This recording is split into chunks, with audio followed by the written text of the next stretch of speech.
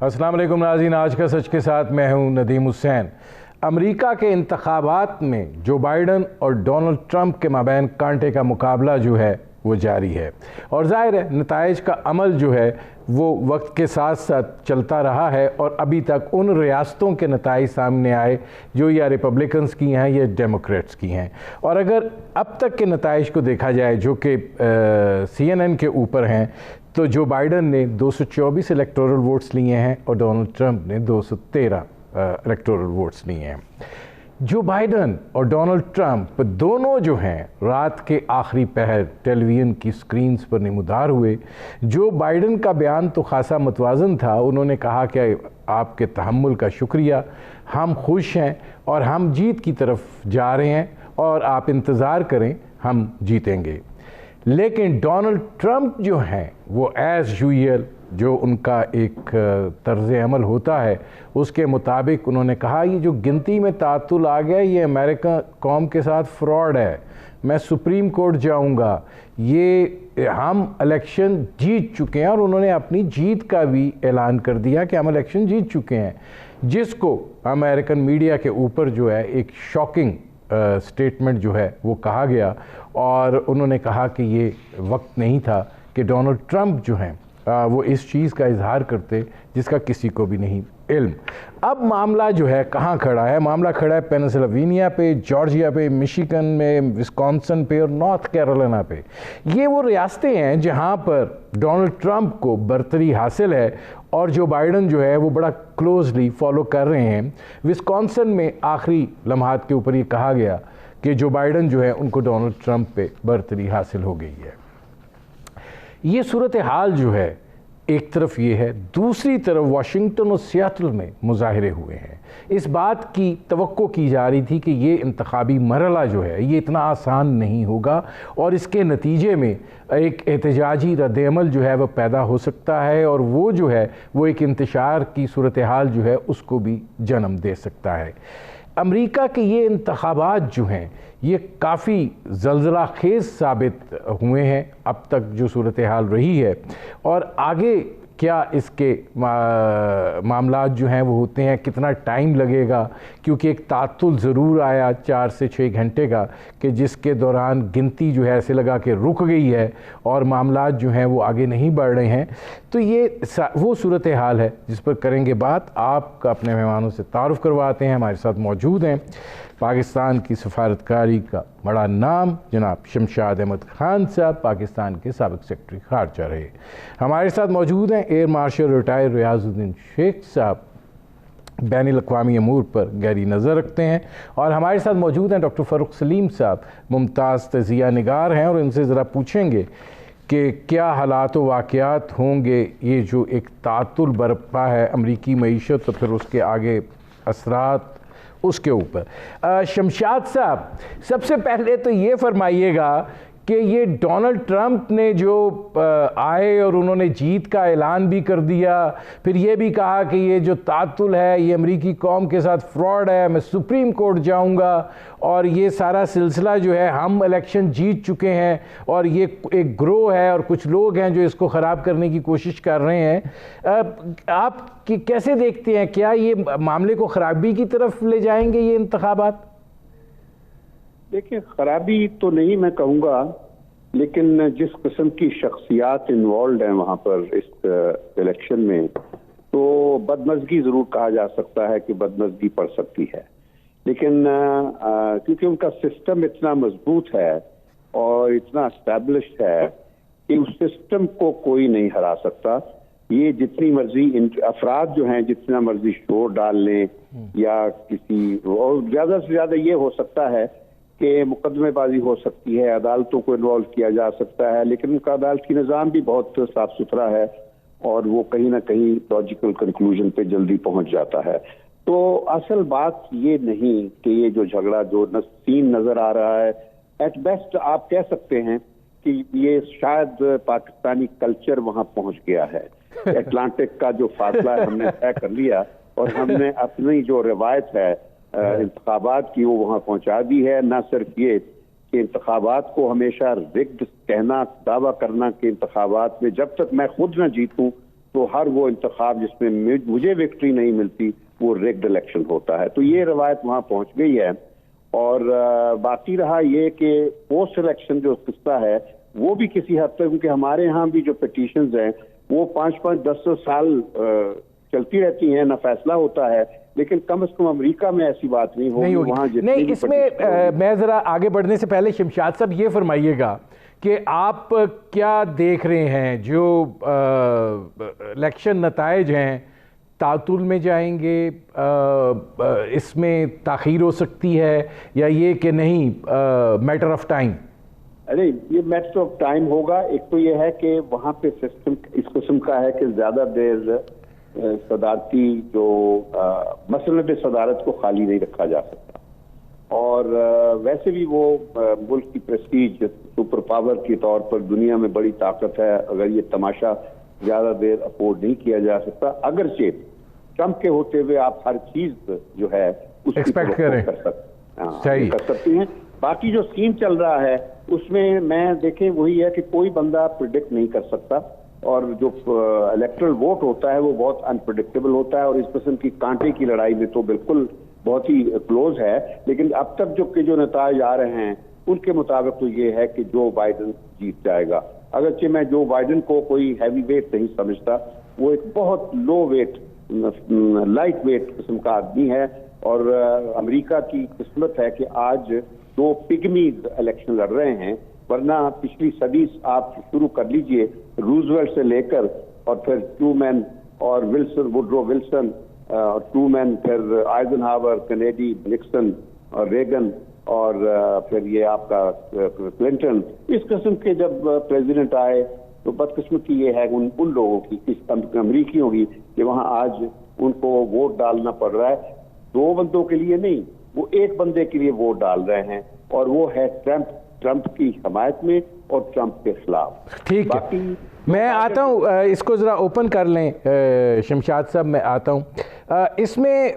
रियाजुद्दीन शेख साहब ये फरमाइएगा कि ज़ाहिर है वाशिंगटन, सियाटल में मुजाहरे हो रहे हैं, वो कह रहे हैं कि जी वहाँ पे जो बिज़नेस हाउसेज़ हैं अमेरिका के अंदर, लोग उनके ऊपर वो लकड़ी के फटे लगा रहे हैं कि जी यहाँ पर एक मुज़ाहमती कैफियत जो है वो पैदा होगी। आप देख रहे हैं कि ये जो नताइज हैं ये मामले को उस तरफ लीड करेंगे, या ये कि जिन रियासतों के नताइज आना बाकी हैं वहाँ पे जिस तरीके से ट्रंप लीड कर रहे हैं eight the end of the day? Shamshad साहब तो जो बाइडन की बात कर रहे हैं, एट जो लास्ट लाइन है वो ट्रंप क्रॉस कर जाएं। देखिए कि जिस वक्त ट्रंप ने ये कहा कि स्टैंड डाउन स्टैंड रेडी, तो उसका यही था कि थ्रेटनिंग था बेसिकली सिविल सोसाइटी को कि अगर मैं नहीं जीता तो मेरे सपोर्टर्स जो हैं वो गलियों में आ सकते हैं। और उसी की वजह से आप जो देख रहे हैं बोर्डिंग डाउन हो रहा है काफ़ी जगहों पे, न्यूयॉर्क में बहुत जितनी भी वहाँ पे कमर्शियल एरियाज़ हैं उसको, ह्यूस्टन में भी जो ख़ास करके ऐसी जगह जहाँ पे ये चीज़ें नहीं होती हैं वहाँ पे भी यही है। इस वक्त वाइट हाउस की फेंसिंग हो रही है। ये कुछ इस तरह के इंतज़ाम किए जा रहे हैं कि हो सकता है अगर जैसे शमशाद साहब ने कहा anything is possible in case of Trump. The kind of statements that he has made in the past, the kind of statement that he has made today, it seems that he is not quite ready to accept what may be the outcome of the result unless they are favorable to him. इस वक्त जो थोड़ी मैं correction कर लूँ कि इस वक्त जो वोट्स हैं और जो इस वक्त उनके पोजीशन है वो ऐसी है कि 220 for the Biden and 218 are there for Trump. बहुत कांटे का है मुकाबला इस वक्त, and it is electoral votes जो है किसी जैसे आप समझे, मेरा ख्याल इट्स वेरी नेसेसरी कि हमारे नाजरीन को कुछ समझ में भी आए कि वहाँ पे ये होता कैसे कि एक सारी जो स्टेट्स हैं 50 की 50 यूनाइटेड स्टेट्स की, हर एक स्टेट के अंदर एक नंबर है इलेक्टोरल वोट्स का जो उसकी पॉपुलेशन और उसकी इम्पोर्टेंस के मुताबिक है। और काफ़ी सारी ऐसी स्टेट्स हैं जैसे कैलिफोर्निया की स्टेट है उसके बहुत ज़्यादा वोट्स हैं, उसके इलेक्टोरल वोट्स हैं उसके अराउंड 50 हैं। और बाकी भी जैसे जिनका नाम लिया गया अभी, बल्कि मैं भी आपको बता दूं, एरिज़ोना का है, फिर जॉर्जिया का है, फिर फिलाडेल्फिया का है, फिर मिशिगन का है, फिर विस्कॉन्सिन का है। इस तरह के काफ़ी ऐसे स्टेट्स हैं जिसके अंदर वो किसी के 20 हैं, किसी के 10 हैं, किसी के 16 हैं। ये इलेक्टोरल वोट्स के साथ ये है कि any one which is actually doing और winning these, they will probably take the day. Basically हुआ ये है कि you have all your western and northern states, उसके अंदर outrightly these are blue states, they are with Biden, they have voted like always has been. जो southern and eastern states हैं उसके अंदर these are the states that can make a difference in the outcome. Overall outcome. अभी तक भी इस तरह है कि you will find that there are more basically people who are actually total votes अगर देखे जाएं तो it will irrespective, it seems that Biden has already got a lead in the total number of votes which have been casted at now as present, and at the end of the day maybe it will be again the same irrespective of the outcome. यही चीज़ हुई। मैं आता हूँ इसमें रियाजुद्दीन शेख साहब, ज़रा इसको थोड़ा सा ओपन कर लें।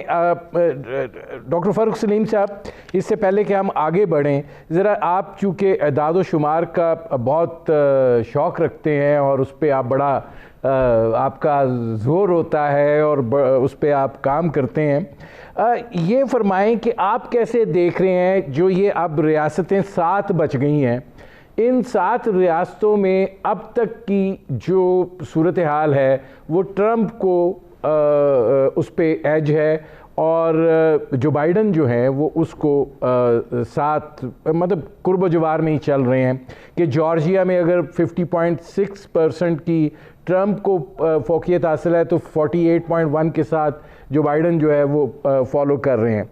आपको क्या लगता है ये इदादो शुमार जो हैं ये प्रिडिक्टेबल हो सकते हैं फाइनल आउटकम में? नदीम साहब, बड़ी इंटरेस्टिंग चीज़ें हैं कि इलेक्शन में हो रही हैं। एक तो चीज़ ये कि अमेरिका में जो इलेक्शन हुआ करता था वो अब आप समझिए कि जो थर्ड वर्ल्ड कंट्रीज़ की कमज़ोर जमहूरी ममालिक जिनको हम कहते हैं उनकी कैरेक्टरिस्टिक्स बड़ी मिलने लगी। यानी कि वहाँ पे भी एक कैंडिडेट आके ये कह रहा है कि जी फ्रॉड हो रहा है और अगर मैं हार गया तो इसका मतलब है कि मेरे साथ फ्रॉड हो गया है, इलेक्शन जो है वो स्टील करने चले हैं, चोरी करने चली है दूसरी वाली पार्टी।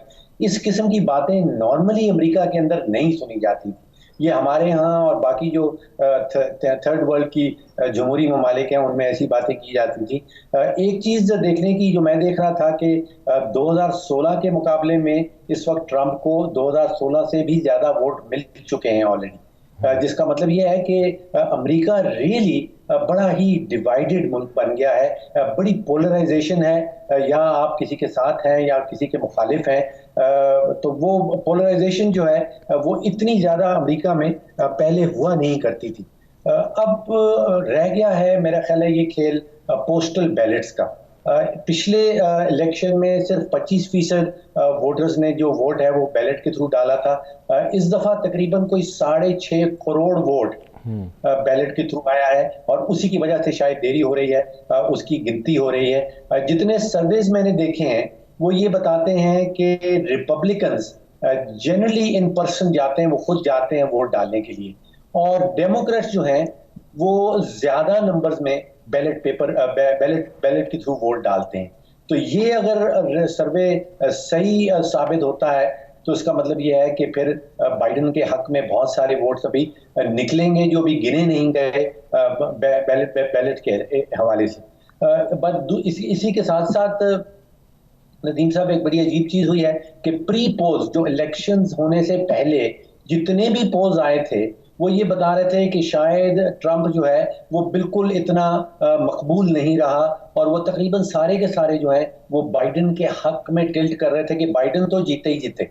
तो वो प्री पोल्स जो हैं उनको फ्यूचर में अपनी टेक्निक्स बदलनी पड़ेंगी, वो बहुत सारे गलत साबित हो गए। नहीं वो खाली इसमें फ़ारूक सलीम साहब इस दफ़ा ही साबित नहीं हुए गलत, वो हिलरी क्लिंटन की दफ़ा भी गलत साबित हो गए थे, तब भी मामला जो है वो उलट हो गया था। और अब तो ये आउटराइट विक्ट्री कह रहे थे, जो आउटराइट विक्ट्री जो है वो दिखाई नहीं दे रही है। मुझे एक ब्रेक लेना पड़ रहा है।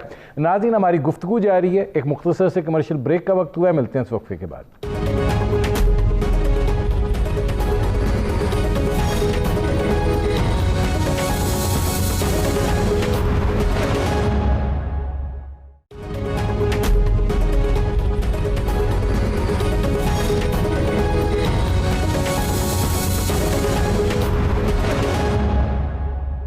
Welcome back.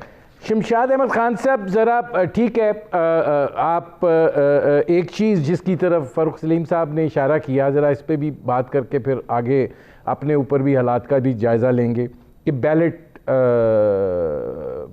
जो ये वोट्स हैं, अब अगर ये सूरत हाल होती है कि आपको डाक के ज़रिए जो आ रहे हैं वोट्स, वो अगर ये थ्योरी है कि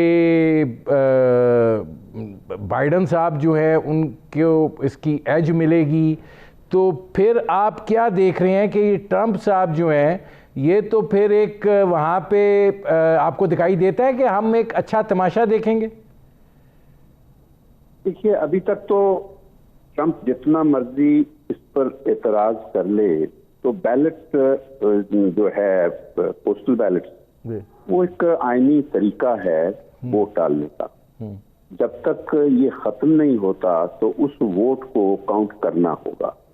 अब चाहे वो बाइडेन के हक में जाता है या बाइडेन या ट्रंप के हक में जाता है, तो इस वजह से इस बात को आप आउटराइट इग्नोर तो नहीं कर सकते। और मैं ये सोचता हूँ, जिस तरह ये बताया गया अभी कि 60 मिलियन के करीब जो हैं वो उन्होंने बैलेट डाक के जरिए डाले हैं, और तो वो वोट्स पर उनको कैसे निकाल देंगे जो अगर ट्रंप की ख्वाहिश पूरी करनी वो अब ट्रंप साहब, शमशाद साहब तकरीर में कह रहे थे कि मैं ये नहीं चाहता कि 4 बजे इनको मिलें और वो काउंटिंग में डाल लें, ये कोई काम है करने का? हाँ, यही तो है। दरअसल बात यह है कि वहां पर वो जहनीत आ चुकी है। ये ट्रंप एक ऐसी जहनीत ले आया अमेरिका के अंदर जो बिल्कुल वाकई थर्ड क्लास वर्ल्ड से ये जहनीत ट्रंप लेकर आया है।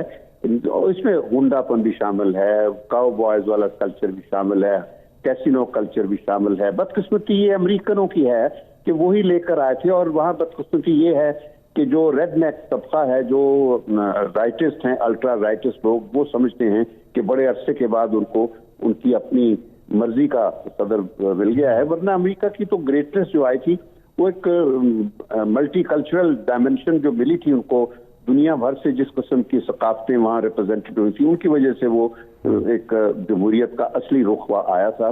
लेकिन अब ये जिस तरीके से वहाँ चल रहा है, जिस तरह कालों के साथ सलूक हो रहा है, माइनॉरिटीज को ट्रीट किया जा रहा है, तो ये बहुत से मसाइल है इकट्ठे, और इसी वजह से मुल्क डिवाइड हो गया है। आज जिसकी पोलराइजेशन का जिक्र कर रहे हैं फर्रुख साहब, तो बात यही है कि अमेरिका जो है वो अंदर से टूट फूट का शिकार है, और यही वजह है कि आज अमेरिका अपनी वो साख गंवा बैठा है जो कि पिछली एक सेंचुरी में इसने अपने लिए पैदा की थी। अब इसमें मैं आता हूँ शमशाद साहब, क्योंकि ये सवाल आप जिस जगह पे छोड़ के जा रहे हैं, मैं वापस इधर ही आऊँगा आपके पास, क्योंकि ये बड़ा एक अहम सवाल है साख के हवाले से, और जो हशर किया ट्रंप ने, मुख्तलिफ मुआहदात का जिस तरीके से अमेरिका को निकाला और जो उसने हशर किया, वो भी एक सवालिया निशान है। लेकिन रियाजुद्दीन शेख साहब, ये फरमाइएगा कि आप कैसे सिचुएशन को विटनेस कर रहे हैं? देखिए, जो ट्रंप हैं, जैसे शमशाद साहब ने कहा कि अल्ट्रा राइट विंग जो है उसको लगा कि एक जिसे रेड ब्लड अमरीकी जो है वो आ गया है, और बस वो उसकी एक जो गरूर है, तकब्बुर है, एक वो जिसे कहते हैं गुंडागर्दी का उन्होंने भी लफ्ज़ इस्तेमाल किया, वो उसको रिफ्लेक्ट करता है। तो आपको अब तक की जो सूरत हाल है और जिस तरीके से फोरकास्ट हो रही है, जो मैं देख भी रहा था, सुन भी रहा था अमरीकी मीडिया के ऊपर मुख्तलिफ तजिया निगारों को, कि वो ये कह रहे थे कि कुछ कहा नहीं जा सकता, ट्रंप प्रॉबेबली जीत भी जाएं, इनको ये ज़ुबान इस्तेमाल नहीं करनी चाहिए थी। आप कैसे रीड कर रहे हैं कि क्या ट्रंप होल्ड द चांस? देखिएगा, ट्रंप की ये कॉन्स्टिट्यूंसी है, द वाइट सुप्रीमेसिस्ट। इस वक्त जो स्टैटिस्टिक्स अवेलेबल है, जो वोटिंग का अभी तक फ्यू ने जो गैदर किए हैं, उसके मुताबिक out of 5 uneducated white, 4 of them have voted for him. Educated white, 3 out of 5 have voted for him. And nearly the population of the whites is uneducated. Generally उनका यही रहा है कि ये उसकी कॉन्स्टिट्यूंसी है, वो इस कॉन्स्टिट्यूंसी के लिए जो भी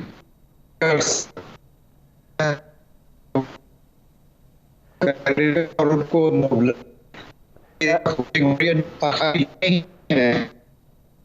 is the more than what they have been ever. 1960 की वोटिंग जो होती उसमें 60% ने वोट किया था. इस बार it appears that even more than 60% of the enrolled voters will vote this time, क्योंकि बहुत ज़्यादा लोग आए हैं वोट करने के लिए. वो देखेंगे जब ये सारे वोट्स काउंट हो गए, क्योंकि 96 million voters have voted by postal. और कोर्ट ने ये एक्सेप्ट किया है. Trump had gone to the court to say that they should not be allowed to count, and not only that they shouldn't be allowed to count, they have been given 3 days to count. And postal service को ये instruct किया गया था कि get all the votes in before the time which is there.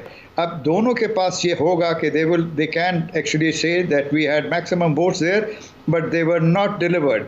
Although सारे suspicion ये है कि Trump constituency has been seeing or trying to see that these postal votes do not get to the polling stations or where they are going to be counted, that they don't think that they should be counted because that's not in their favor. Basically जहाँ पे इस वक्त voting का pattern रहा है America में, इसका there is no doubt कि अमेरिकन सोसाइटी इररिस्पेक्टिव क्या होता है, क्या आउटकम होता है, will be terribly divided society. जितना इस चीज़ से नुकसान हुआ है, जितना इस चीज़ से नुकसान आगे होगा, उसमें कोई there is no equivalence earlier ever not even during.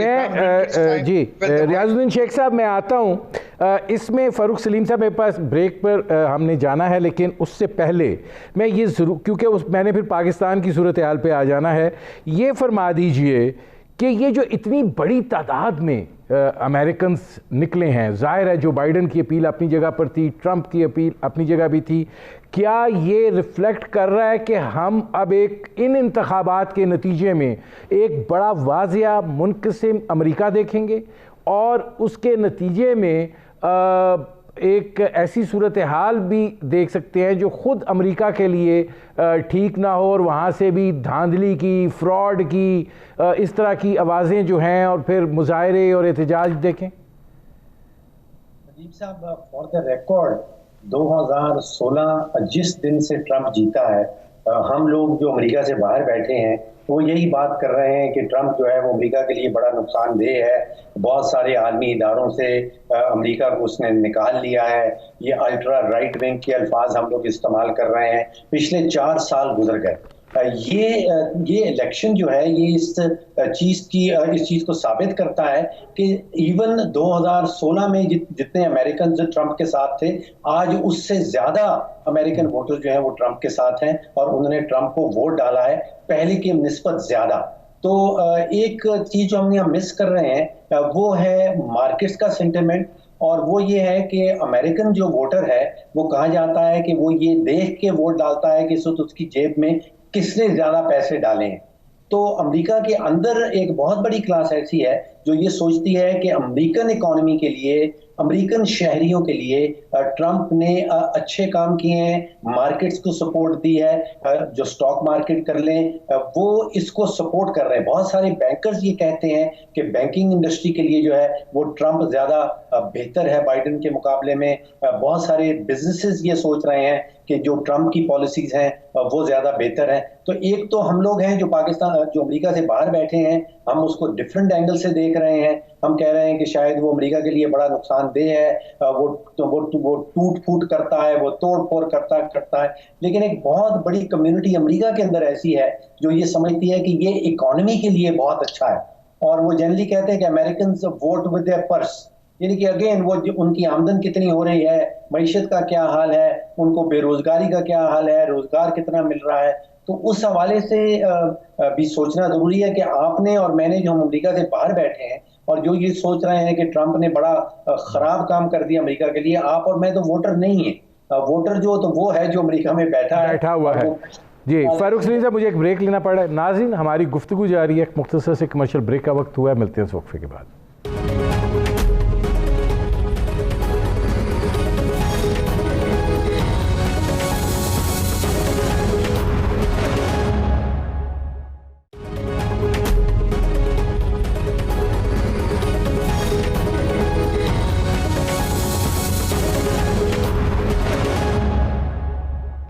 Welcome back. अच्छा शमशाद साहब, आप ज़रा इस पर आ जाएं. जो बाइडन या डोनाल्ड ट्रंप? डोनाल्ड ट्रंप के साथ पाकिस्तान का बड़ा लव एंड हेट रिलेशनशिप जो है वो चला है। अगर दोनों में से अगर जो बाइडन आते हैं या डोनाल्ड ट्रंप कंटिन्यू करते हैं अगले मज़ीद 4 साल, तो पाकिस्तान अमेरिका ताल्लुकात को आप कैसे देखते हैं? नदीम, पहले तो एक बात ये ध्यान में रखने की जरूरत है कि ये सदर का जो इंतखाब हो रहा है वो अमेरिकनों ने करना है, पाकिस्तानियों ने नहीं करना। ये दुरुस्त है कि पाकिस्तानियों का फेवरेट कोई ना कोई हो जाता है हर अमेरिकन इलेक्शन में, और हमारा इंतखाब ज्यादातर उसकी शक्ल से होता है कि जो कोई अच्छा स्मार्ट सा होता है तो हम सोचते हैं कि वो अच्छा सदर होगा।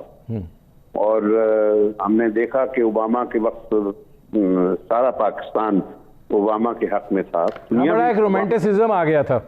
हाँ, वहाँ रोमांटिसिज्म आ गया था। एक तारीखी जो बैरियर से रंग और नस्ल का बैरियर क्रॉस किया जा रहा था, तो उस वक्त एक वो और लहर चल पड़ी थी।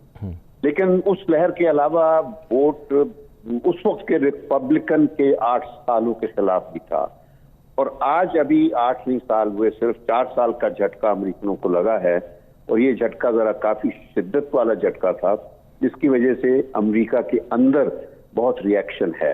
ये मैं मानता हूं कि अमेरिका में गोरा वोट जो है, जिसको चिट्टा वोट कहते हैं, और वो वोट बहुत स्ट्रांग है और बहुत मीनिंगफुल है, क्योंकि वो असल नेशनलिस्ट एक एस्पेक्ट का मजहर है। तो अब देखना यही है कि ये जो डिवाइड है वो किस पल बैठती है, और बहुत क्लोज फाइट है। और ये नहीं कि अमेरिका टूट जाएगा फूट जाएगा, ऐसी बात कोई नहीं है। अमेरिका का सिस्टम, उसमें उसके अंदर इतनी रेजिलियंस है कि अव्वल तो ये जो इसने ट्रंप ने फड्डा डाला हुआ है, ये फड्डा ज्यादा अरसा चलेगा नहीं, और भारत सिस्टम के अंदर ही ऐसे चीजें हैं, डायनेमिक्स हैं, जिनके जरिए से वो इसको ओवरकम कर लेंगे, और बिल आखिर इनका जो बिजनेस एज यूजुअल शुरू हो जाएगा, और अमेरिका अपनी वो साख नहीं रखेगा, क्योंकि वो तो साख तो ऑलरेडी इरोड होती जा रही है, पिछली 2-3 दिहाइयों में हो चुकी है। तो अभी अमेरिका डाउनवर्ड है, और उसकी बड़ी वजह जो है वो हम भूल जाते हैं कि जो अमेरिका का मुकाबला है दुनिया में वो है चाइनीज जायंट जो है, जिसको नेपोलियन ने आज से 200 साल पहले कहा था, प्रेडिक्ट किया था कि there lies the sleeping giant, और जिसको डोंट वेक हिम अप, जिस दिन ये जाग गया तो ये दुनिया को हिला देगा। तो ये अमेरिका की बदकिस्मती है कि आज वो जायंट जाग चुका है। तो यहाँ जो चिट्टा वोट है उनके लिए और किसी पहलू के अलावा बस एक पहलू है कि अमेरिका की जो दुनिया आलमी बर्तरी है उसको हमने रीगेन करना है। उनके ख्याल में वो ट्रंप करेगा, लेकिन ट्रंप की अपनी जो सोच है, अकल है, तो वो शायद उसको उस स्टेज तक ना ले जा सके, और अभी बहुत रुकावटें हैं। तो देखना यह है कि ये रुकावटें किस तरह खत्म होती हैं। मैं आता हूँ शमशाद साहब, अब इसमें रियाजुद्दीन शेख साहब, ज़रा ये बड़ा एक ज़ाहिर है, हम अपने नुक्ता नज़र से भी कुछ चीज़ें ज़रा देख लें। जैसे मैंने शमशाद साहब से सवाल किया, अगर जो बाइडन और ट्रंप पाकिस्तान की मशरकी और मगरबी सरहदों पर क्या सूरत हाल हो सकती है फिर आने वाले बरसों में? देखिएगा, बाइडन आए या ट्रंप आए, ये अमेरिकन पॉलिसी चेंज नहीं होगी टुवर्ड्स पाकिस्तान। पाकिस्तान के और अफगानिस्तान, इंडिया, इसकी policies are not generally by the president और इलेक्ट प्रेसिडेंट। दे एस्टैब्लिश को नेशनल पॉलिसी है, उस नेशनल पॉलिसी को वो परस्यू करेंगे। यहाँ पे जहाँ तक withdrawal of troops is concern from Afghanistan, either of the two who come they will do that. On the eastern side, they will continue to strengthen India, and they will try to bring up India against China. ये उनकी open policy है. They are not in favor of CPEC. They will try and do whatever they can to do that. They are going to corner. देखिएगा, इसके अगर ख़ास करके अगर Trump आते हैं तो इसमें ज़्यादा चीज़ होगी, ख़ास करके अगेंस्ट ईरान। ईरान के अगेंस्ट उनका जितना महाज है उसको ज़्यादा स्ट्रेंथन किया जाएगा। He is looking to see that Iran is cornered, and Iran is not allowed to really develop anything or develop its economy. वो उनको इकोनॉमिकली बहुत स्क्वीज करेंगे। और उनका एक चीज़ है कि ट्रंप इज़ एंटी वॉर, इसमें फ़ारूक सलीम साहब ये फरमाइएगा कि ज़ाहिर है अगर हम इक्तिसादी तौर पे देखें हमें चोट वहीं से पड़ती है। FATF का मसला है, फिर CPEC का इशू है, फिर ज़ाहिर है IMF का मुअत्तल शुदा प्रोग्राम है। मुआशी तौर पे जो बाइडन या ट्रंप दोनों में से कोई आए, कहीं आपको इस स्ट्रेटजी में तब्दीली दिखाई देगी कि नहीं ये प्रेशर तो अब हैं, ये तो हमें वो देंगे चाहे दोनों में से कोई आ जाए? जी नदीम साहब, पाकिस्तान और अमेरिका के जो ताल्लुकात हैं, जो रिलेशनशिप है, वो आपने बिल्कुल दुरुस्त फरमाया कि उसमें 5 या 6 एलिमेंट्स हैं। एक IMF का एलिमेंट है, हमें IMF से पैसे मिलते हैं या नहीं मिलते, क्योंकि वहाँ पे अमेरिका के तकरीबन 8,31,000 वोट हैं। यानी कि अमेरिका का जब एक हाथ खड़ा होता है तो 8,31,000 वोट खड़े होते हैं। फिर वर्ल्ड बैंक का उससे जुड़ा हुआ मामला है। फॉरेन पॉलिसी के हवाले से ईरान का जिक्र किया गया, अफगानिस्तान, इंडिया। मैं ये समझता हूँ कि इन ममालिक के बारे में जो फैसले होते हैं वो अमेरिका की प्रेसिडेंसी के अंदर नहीं होते, वो अमेरिका की इस्टेब्लिशमेंट करती है। और इस्टेब्लिशमेंट उनकी भी वो परमानेंट इस्टेब्लिशमेंट है। तो चाहे बाइडन आए या ट्रंप आए, जो फैसले किए जाएंगे चीन के हवाले से, जो फैसले हो चुके हैं ईरान के हवाले से, अफगानिस्तान के हवाले से, इंडिया के हवाले से, वो बदलने वाले नहीं हैं। चाहे ट्रंप आए या बाइडन आए, वो स्टैब्लिशमेंट जो है वो फैसले उन ममालिक के मुतालिक कर चुकी है। FATF का आपने जिक्र किया, अमेरिका का बहुत बड़ा रोल है। ये पाकिस्तान के ऊपर एक लटकती हुई तलवार है। फरवरी 2021 में दोबारा से हमारा जो है वो रिव्यू हो रहा है। तो मैं ये समझ रहा हूँ कि बाइडन आए या ट्रंप आए, पाकिस्तान के ऊपर उसका इम्पैक्ट है वो तकरीबन न्यूट्रल होगा, उसमें कोई ज्यादा फर्क आने वाला नहीं है। जी, मैं फ़ारूक सलीम साहब, मेरे पास वक्त थोड़ा, मैं अब जल्दी ज़रा चलना चाह रहा हूँ। शमशाद साहब, ये आपने साख की बात की थी। अगर हम देखें तो अमेरिका ईरान न्यूक्लियर डील से निकल गया, फिर ट्रांस पैसिफिक पार्टनरशिप से निकल गया, फिर पेरिस एग्रीमेंट जो है उसमें से हो गया, फिर उसने ह्यूमन राइट्स काउंसिल में से निकल गया। बेशुमार ऐसे एग्रीमेंट्स की लिस्ट है जिसमें से वो निकल गया। क्या ये उसकी मतलब WTO की फंडिंग रोक दी? क्या आप समझते हैं कि ये उसकी साख के हवाले से जो रेस्टोरेशन है वो ट्रंप कर सकते हैं, या ये कि जो बाइडन अगर कामयाब हो जाते हैं तो अमेरिका के पास चांस है टू रेस्टोर दैट? नहीं, रेस्टोर ट्रंप से तो मत तवक्को रखें। उसने तो ये सारी चीजें, सारे मसाइल पैदा किए हैं। तो प्रॉब्लम जो होता है वो सोल्यूशन तो नहीं हो सकता ना। और भारत, ये जो बात फिर वही है कि फरूक ने बात कर दी कि फॉरेन पॉलिसी के हवाले से एक फर्द वहाँ फैसला नहीं करता। फर्द वहाँ व्हाइट हाउस में जिस वक्त जाता है तो वो एक बजाते खुद एक इंस्टीट्यूशन बन जाता है, और फैसले जो होते हैं फॉरेन पॉलिसी, उस फॉरेन पॉलिसी के जिसका ताल्लुक अमेरिका के वर्ल्ड वाइड मुफादात के साथ होता है, वो फिर एस्टेब्लिशमेंट के साथ मिलकर ही होते हैं। शमशाद साहब, मेरे पास चूँकि अब आखिरी 1 मिनट रह गया है, और वो मैं रियाजुद्दीन शेख साहब, ये फरमाइएगा, लास्ट आपके पास 1 मिनट है कि आप क्या आउटकम इस सारी सिचुएशन का व्यू कर रहे हैं? बेसिकली लगता है ऐसे कि हालांकि it's a very close fight, probably Trump at the end of the day might take the day, वो जीत जाएंगे शायद, मुझे जैसे लग रहा है अभी वोटिंग के पैटर्न से।